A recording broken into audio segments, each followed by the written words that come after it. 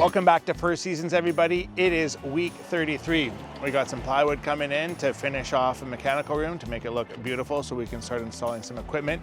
We are so close to passing sheathing inspection, which will then lead us to being able to pass framing inspection. So close. So we are gonna look at windows that have been installed this week. We are going to have a quick look at the building wrap and just show some of the details on that. And we're gonna spend a decent amount of time on today's walkthrough talking about a missed engineering element that we are gonna need to deal with before we move forward on this project. Let's stop talking about it from out here and let's dive in. Okay, so we are upstairs and by the stairs here. We have done our pre-installation walkthrough with the client. One of the things that we realized in that walkthrough is that we weren't entirely happy with how the pot lights were laid out in this area here. So we're actually gonna add a couple more pot lights on the other side of the skylights here, just to give it a little bit more balance. I feel pretty strongly that once the drywall goes up and you see where everything's laid out, it's gonna look uneven, and symmetry is a really important element of a home feeling comfortable. Let's move along into the kitchen area here. So we have got our beautiful transom windows installed. Like, the amount of natural light that is being allowed to come into this area here now is fantabulous. Let's go with that word today. Looks absolutely amazing. I mean, look at this view. I mean, obviously the scaffolding kind of is in the way right now, but once that scaffolding is gone, the view of downtown Vancouver is just unparalleled. Now, what I was talking about in terms of structural misses, and this is, a really great learning lesson for everybody, right? Just because an engineer says something is okay doesn't necessarily mean that it is. And so our team actually challenged the engineer originally and said, hey, is this floor okay? And so Kyle, come a little bit closer to me. Now let's see how Kyle feels about this. That's a lot of bounce. And the problem is that we have a 2x10 floor joist spanning from exterior wall to a beam underneath us right now. Theoretically, apparently a 2x10 can span 18 feet if they're 12 inches on center. But this feels almost uncomfortable. It is so bouncy that it is not even funny. And the interesting thing, and this goes maybe against what you might think, as you load this floor up, right, there's gonna be an island here, so you're gonna countertop, cabinets. We're only gonna be adding a ton of weight to this floor. And some people might think, well, as we add the weight, the joists get more into tension and they'll bounce less. It turns out the opposite is what happens.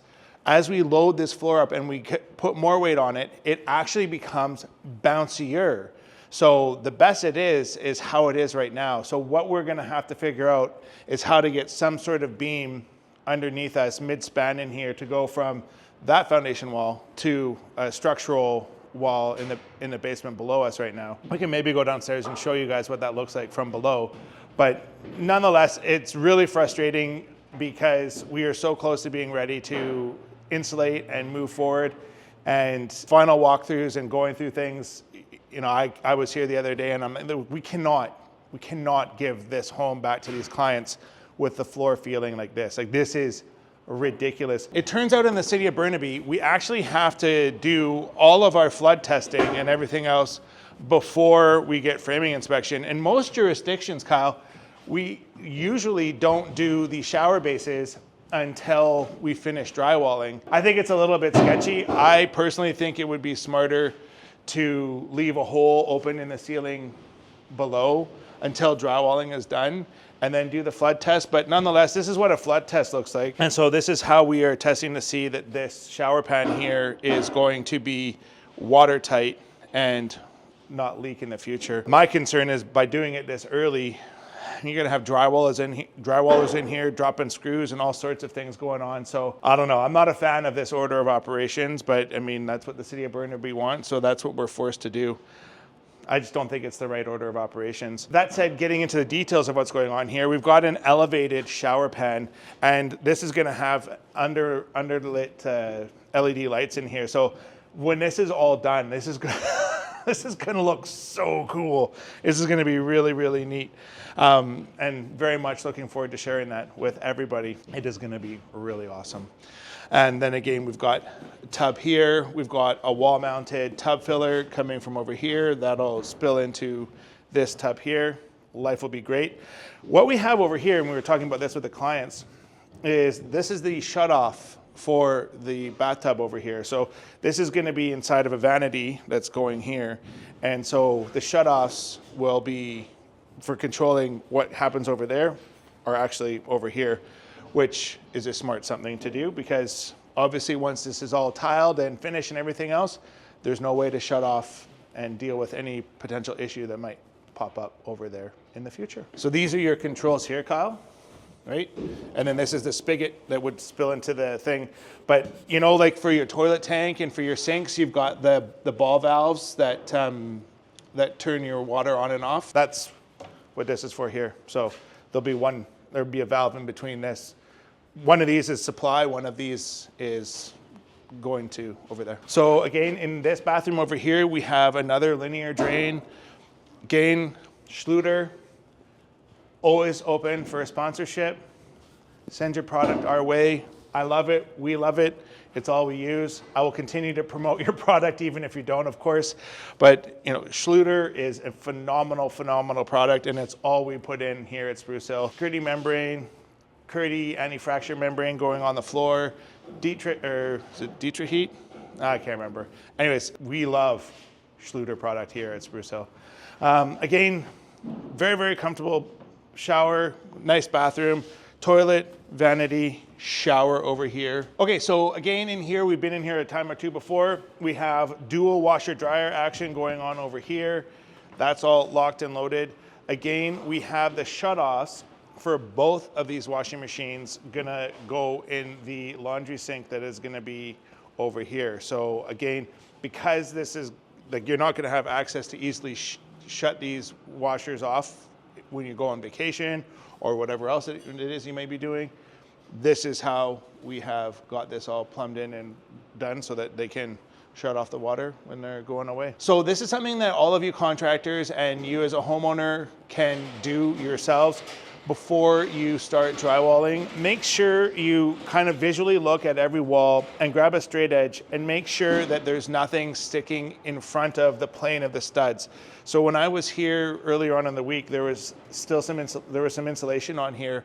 That insulation caused this pipe and the insulation to be out here, which was well into the plane of the drywall. And so what would happen if we hadn't removed that insulation is that would cause the drywall to bulge at this location. We definitely want to get something between these two pipes just to give it a little bit of padding in case there's any sort of water hammer effect in the future, but I don't think there will be, but I mean, it could possibly. Nonetheless, we'll get that sorted out. But again, this is just a pro tip for you, contractor, DIYer. Before you start drywalling, go around, examine all your walls, look down the plane of them. You know, a perfect example would be this here. It might visually look like this is inside of the wall, and in this case, it may very well be, but it's surprising how frequently these sorts of connections inside of walls find their way outside of the front face of the stud. So either you got to get that moved back in if that's the case, or you've got to fur this wall in. But if you try to just put the drywall over top of it, you are going to have headaches. So we are in the future mechanical area for this home. And so we've got our line set here for the heat pump air conditioner. We've got our pipes here for the exhaust for the furnace that is going to be going here. We have got ducting here for where the air is going to go and come from. If I'm a betting man, I'm guessing the air is coming in this way and it's going out that way. But hey, I've been wrong a time or two before. Don't roast me in the comments too badly. Over here, we've got a boiler going in over here. So we've got, again, more venting here for the boiler for the on-demand heat for the, or not on-demand heat, for the on-demand hot water for this home. Here, we're gonna have, the client has decided to do some control for lighting or automated lighting controls. And so when you do that, you are afforded the ability to hide a whole bunch of switches in closets, mechanical rooms, or whatever else. So you only have like a single gang keypad in common areas. It's just a lot cleaner look, right? This will be future lighting control for the home. Then over here, we've got a slew of low voltage. So this little stuff here is our alarm wire, and all of this stuff here is all of the internet and data and whatnot. So a lot of wire. But that's what you got to do to get the TVs to work. Kyle just asked me what this is here for, and the reason this is here is inevitably, like, you're gonna have wires coming through your floor, and when you do, people are going to inevitably walk on them. Well, it turns out that copper wire really does not like to get bent in 90-degree angles. This 12-2, not the end of the world, probably. Like it's going to need quite a bit of work to break the wire, but nonetheless, like, why take on that risk? We had some Cat 6 coming through the floor upstairs, and it had gotten kinked, so we're probably going to need to replace that run. Again, you know, you don't want to have any issues in the future. So by building a little box around here, it just prevents anybody from stepping on these wires and causing future problems. Directly above us is where that beam we were talking about, it's got to go, Kyle. And that's going to span from that wall behind me to that wall over there. So boom, boom. And it's roughly going to go right above my head, give or take.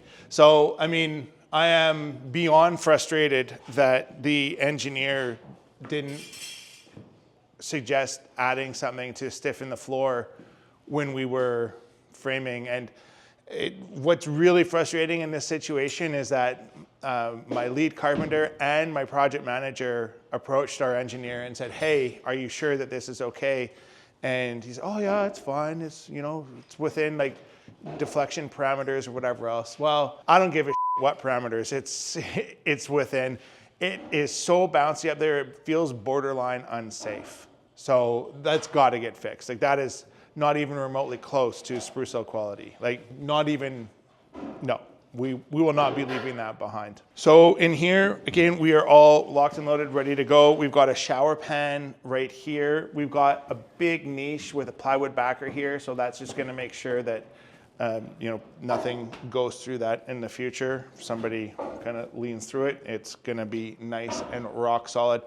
It's not a detail I've done in the past, but it's a detail I'll do in the future. I like it. I think that's Matt's brainchild.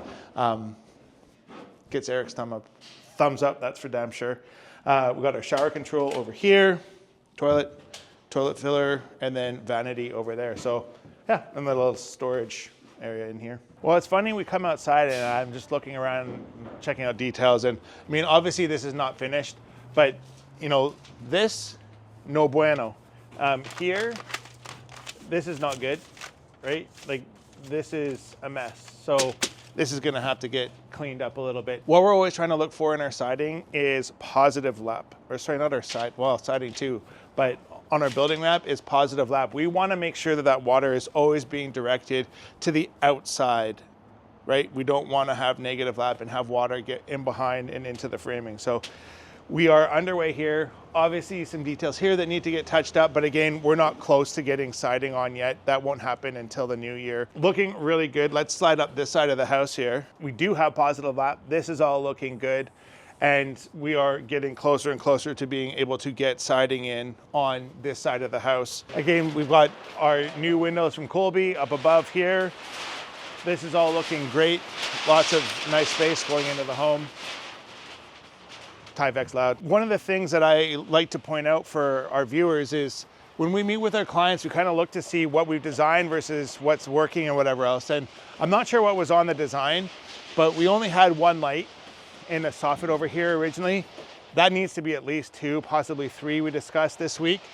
Maybe we add one more across the front here. That soffit lighting really makes a huge difference to the aesthetic of the home in the winter. And here in Vancouver, we have very long winter nights. It's like basically dark from 4 p.m. until about 7:30 a.m. So like, we've got a long window of darkness over the winter months. So having your home look nice at night is a pretty smart thing to do here on the Lower Mainland, because we do have those long winter nights and they can feel very dark and dreary. So adding some light just makes everything feel brighter and nicer. Again, we have our new Colby windows at the top there. Everything is looking lovely. I'm really looking forward to sharing the progress that's going on this project with everybody. That's a wrap on today, everybody. Thanks so much if you made it this far. We sure would appreciate your support. So don't forget to subscribe to the video or subscribe to the channel, like the video. And if you'd like to learn how we can help you create your dream, you can call us over here. You can find us on the web over here. We would love to figure out how we can be your partners in success. In the meantime, thanks so much for watching. Stay awesome. Catch you on the next one. Bye now.